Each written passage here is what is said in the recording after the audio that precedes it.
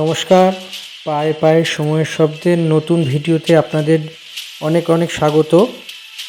আমাদের এই ভিডিও যদি সত্যি আপনাদের ভালো লেগে থাকে তাহলে চ্যানেলটি সাবস্ক্রাইব করে দিন এবং বেল আইকনটি ক্লিক করে দিন, যাতে পরবর্তী ভিডিও আপলোড করলে সঙ্গে সঙ্গে আপনারা আপডেটটি পান, এবং একই সঙ্গে শেয়ার, লাইক আর কমেন্ট করে দিন যাতে আপনাদের কাছে দ্রুত এই চ্যানেলটি পৌঁছে যায়। তো সব মিলিয়ে বিগত 2-3 দিন ধরে সোনার বাজার এবং রূপোর বাজারে যে ধস নেমেছে, তাতে অন্ততপক্ষে মধ্যবিত্তের কাছে একটা ভালো সংকেত বা ভালো সূচক যাচ্ছে বলেই মনে করা হচ্ছে। অন্তত অর্থনৈতিক বিশ্লেষকরা বা বিশেষজ্ঞরা মনে করছেন আগামীকাল অর্থাৎ 1 ফেব্রুয়ারি রবিবার 2026 সালের কেন্দ্রীয় বাজেট, এই বাজেটে দিক নির্ভর করেই অনেক কিছু আশা ও আকাঙ্ক্ষায় পরিপূর্ণ হচ্ছে সাধারণ মানুষ। মূলত সোনা ও রূপোর দামের সঙ্গে ভারতীয় অর্থনীতি তথা বিশ্ব অর্থনীতির একটি বিশেষ গুরুত্ব রয়েছে।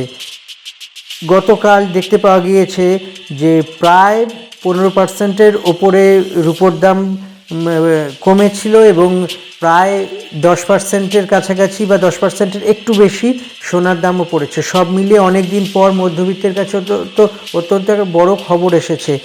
আরও একটি বড় খবর হলো যে হঠাৎ করে রূপো 1 কেজি রূপোর দাম 4 লক্ষ টাকা হয়েছিল, তখনই যেন সমস্ত কিছু রূপোর বুদবুদ ফেটে একাকার হয়ে যায় এবং 3 লাখের নিচে নেমে আসে রূপোর দাম। শুক্রবারের মতো শনিবারেও রূপোর দাম অনেকটাই চোখে পড়ার মতো করে কমেছে, কিন্তু সবথেকে বড় কথা হলো 46 বছরের মধ্যে রূপোর দাম এই রকম আগে কখনো কমেনি। 1980-র দশক থেকে শুরু করে একদিনে সবচেয়ে বড় পতন যে ঘটেছে সোনার রূপোর দামে, যা কেজিতে প্রায় 30% এবং কমে 3 লক্ষ টাকা যে কেজি, তার নিচে নেমে গিয়েছে। সোনার দাম সোনার দামও কমেছে। প্রতি 10 গ্রামে প্রায় 1.5 লক্ষ টাকার কাছাকাছি সোনার দাম হয়েছে। ভারতে 24 ক্যারেট সোনার দাম প্রতি 10 গ্রামে হয়েছে 1,50,849 টাকা। এই দামে জিএসটি এবং মেকিং চার্জ অন্তর্ভুক্ত নেই। রূপোর দাম কমে প্রায় যেই দামটি দাঁড়িয়েছে সেটি হলো 2,91,922 টাকা প্রতি কেজি।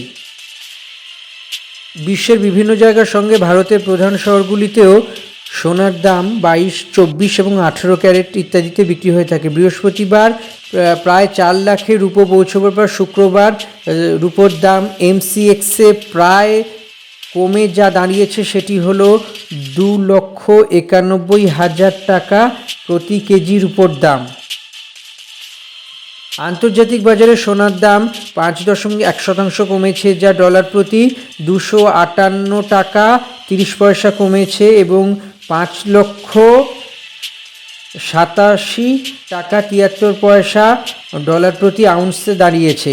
হলুদ ধাতু অর্থাৎ সোনার দাম ডলার প্রতি 4,425.86 বা 7.92% এবং কমেছে, এবং একই সঙ্গে বলা যাচ্ছে যে 4,945.26 ডলার প্রতি আউন্সের সর্বনিম্নে পৌঁছেছে, যা এই পর্যন্ত প্রায় 4.5 দশকের পর এই রকম পতন দেখতে পাওয়া যায়। প্রধানত রূপোর দামে সোনার দাম প্রায় ডলার প্রতি 5,100 আউন্সের নিচে নেমে গিয়েছে। রূপোর দাম $105 প্রতি কেজি আউন্সের নিচে চলে গেছে। বিশেষজ্ঞদের মতে এই প্রফিট বুকিংও সোনার দাম কমার অন্যতম কারণ। বৃহস্পতিবার সোনার রেকর্ড দাম ডলার প্রতি 5,595 টাকা 2 পয়সা পৌঁছেছিল এবং তারপরে দেখতে পাওয়া গিয়েছে ডলার প্রতি 5,371.12 প্রতি আউন্সেও সেটি শেষ হয় বা থামে। এরপর আরও বেশ কয়েকটি জিনিস লক্ষ্য করা গেছে, তাদের মধ্যে অন্যতম হলো অন্যদিকে রূপোর দাম ডলার প্রতি 14 বা 12.9% কমে গিয়েছে, ডলার প্রতি 101.40 প্রতি আউন্সে নেমে গিয়েছে। দিনের মধ্যে সর্বোচ্চ 17.5% কমে ডলার প্রতি 95.25 এবং প্রতি আউন্সে পৌঁছে গিয়েছিল। বৃহস্পতিবার এটি নতুন শিখরে অর্থাৎ ডলার প্রতি 121.45 প্রতি আউন্সে পৌঁছে গিয়েছে। ভারতে সোনার দাম কীভাবে নির্ধারিত? আন্তর্জাতিক বাজারের দাম, আমদানি শুল্ক, কর এবং বিনিময় হারের ওঠানামা, এই বিষয়গুলো মূলত ভারতের সোনার দামকে প্রভাবিত করে।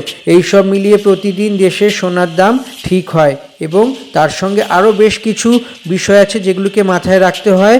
এই বিষয়গুলোকে মাথায় রেখেই সোনার দাম কমে বা বাড়ে এইগুলোই নির্ধারিত হয়।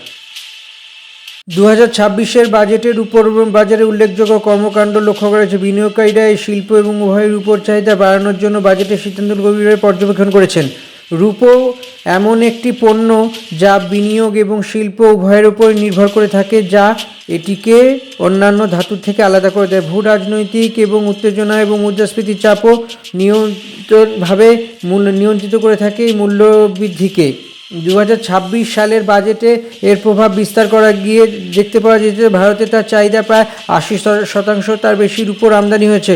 অতএব শুল্কের কোনো পরিবর্তন সরাসরি দেশীয় দাম ও চাহিদার উপর প্রভাব ফেলবে। বর্তমানে রূপোর দাম প্রায় 7.5% শুল্ক এবং 3% জিএসটি হারে প্রযোজ্য। বাজেটে আমদানি শুল্ক কমানো হলে আভ্যন্তরীণ দাম কমতে পারে, যা গয়না ক্রেতা এবং বিনিয়োগকারীদের উপর এক আকর্ষণ গড়ে তুলবে।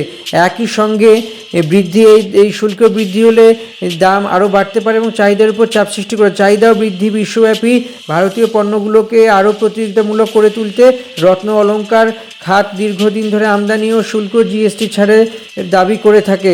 এই করের পাশাপাশি বাজেটে পরিবেশ বান্ধব জ্বালানির উপর বিশেষভাবে এগুলি নির্ভর করে থাকে। রূপোর চাহিদা বিশেষভাবে কাজে লাগাতে পারে। সৌর প্যানেল এবং রূপোর গুরুত্বপূর্ণ ভূমিকাও আছে বলে এতে মনে করা হয়ে থাকে। প্রাক বাজেটে ইঙ্গিতগুলি ইঙ্গিত দেয় যে নবায়নযোগ্য চিরাচরিত শক্তি প্রচারের নীতিগুলির সঙ্গে সঙ্গে রূপোর চাহিদা 15 থেকে 20% বৃদ্ধি করতে পারে। বিদ্যুৎ, ইলেকট্রনিক্স, ব্যাটারি ব্যবহারের ক্ষেত্রে চার্জিং অবকাঠামোতে বৈদ্যুতিক ব্যবহারের উপর ব্যবহার বাড়ে। ইভি খাতে জন্য বাজেটের সহায়তা শিল্প চাহিদাও জোরদার করতে পারে।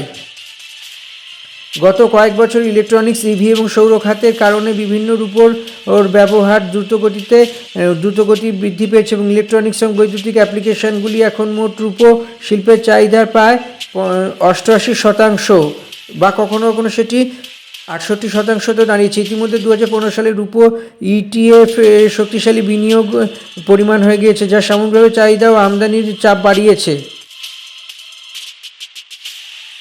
সব মিলিয়ে 2026-এর বাজেটে রূপো সংক্রান্ত বিষয়টা অনেকটাই নির্ভর করছে। তাই বাজেট 1 ফেব্রুয়ারি অর্থাৎ আগামীকাল রবিবার সংসদে পেশ করবেন কেন্দ্রীয় অর্থমন্ত্রী নির্মলা সীতারামন এবং কেন্দ্রীয় অর্থমন্ত্রী এই ঘোষণার পরেই মোটামুটি বুঝতে পারা যাবে যে বাংলার ভাঁড়ারে কী আছে বা কী নেই।